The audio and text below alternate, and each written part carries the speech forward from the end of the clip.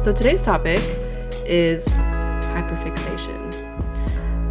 It's not really something that's super related to pottery, but it's definitely related to making things, at least for me, creating. It's a problem. It's a problem for me. Well, I don't know if it's a problem. It's kind of a problem. Let's say it's a problem. I'm working on it. So I was thinking about this topic last night when I was writing my outline, and it's not super clear to me. I mean, it's kind of clear, but not like super clear where it came from. Because in high school or in grade school or whatever, especially in high school, the high school I went to, everything we had to do really fast and then move on to the next subject. Like we couldn't really linger on something. But in college or in architecture school, I think this is sort of where the issue comes up, is like everything is fast, but you don't necessarily move on. Everything is hyper focused on a specific project or specific concept or deadline, or it's like building up to the final product of something. I don't think that late nights staying up, like trying to finish something for a deadline, helped with that. Actually, I think it probably made it worse. Staying up, like perfecting a project, for a print deadline or something, or a pinup deadline, that wasn't good. And I very much feel like that contributes to my feeling of like why I can't feel done until it's actually like done. And then after college, it gets a little bit more complicated, right? Work gets in the way of projects, right? It interrupts that flow because you have something the next day that you need to go to. I still craved creating. I wanted to make stuff.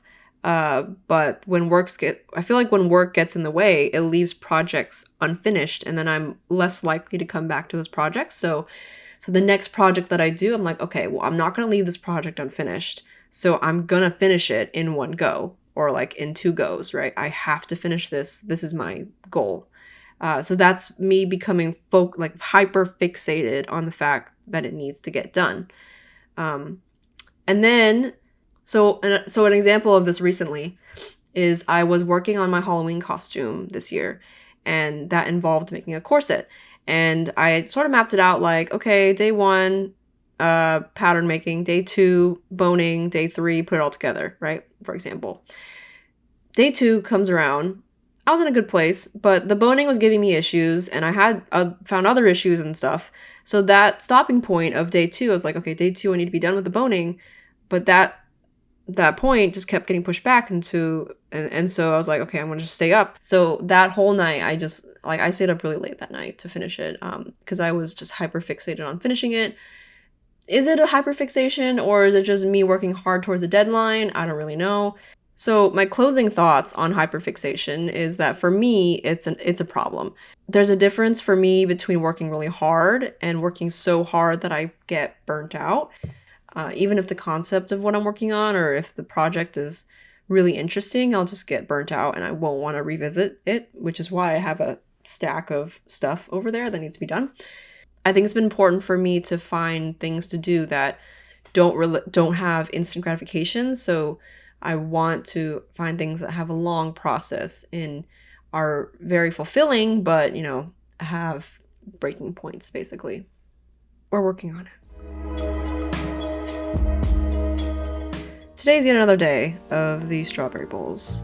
I really had to push to get these done in this one session because they need to be bisqued, which means going through the first firing, and they need to be fired so that I can glaze them next week, so they can get to their destination on time.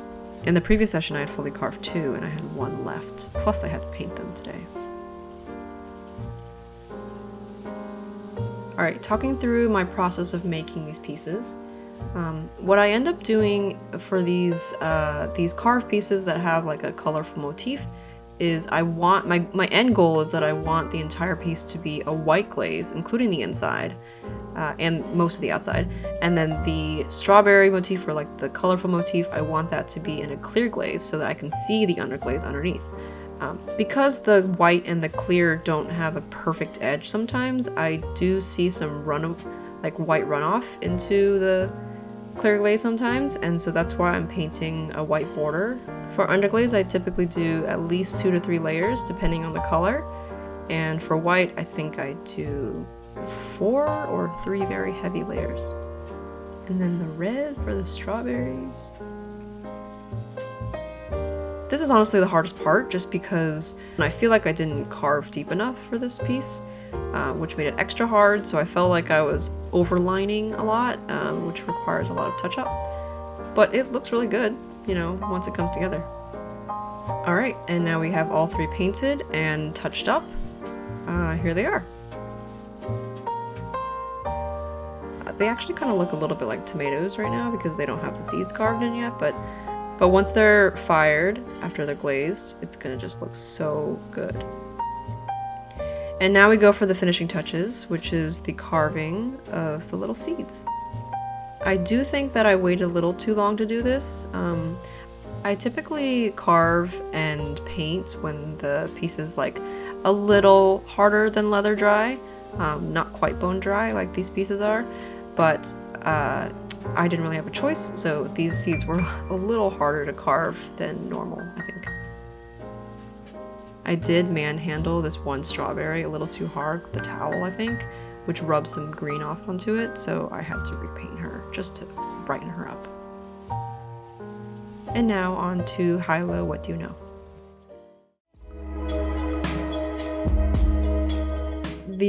So this is a reflection technique, right? High is a success or a positive experience. A low is a difficulty that I had recently, and a what do you know is like a fun fact or something new at myself that I have been thinking about. So a high recently is I've just been eating really good food. We had some friends visit and we went out for hot pot. I made a tiramisu a few weeks ago for a Friendsgiving, and I just been really happy. A low is after my Friendsgiving in November, I had to untangle these like fairy lights that I use for centerpieces, like these things. I got these from Five Below, but they were tangled in such an insane way. It was crazy. I had 2 sets of these. They're each 23.6 feet long. And then what do you know? People are probably going to hate me for this because it's an unpopular opinion, but I really don't like ice cream that much.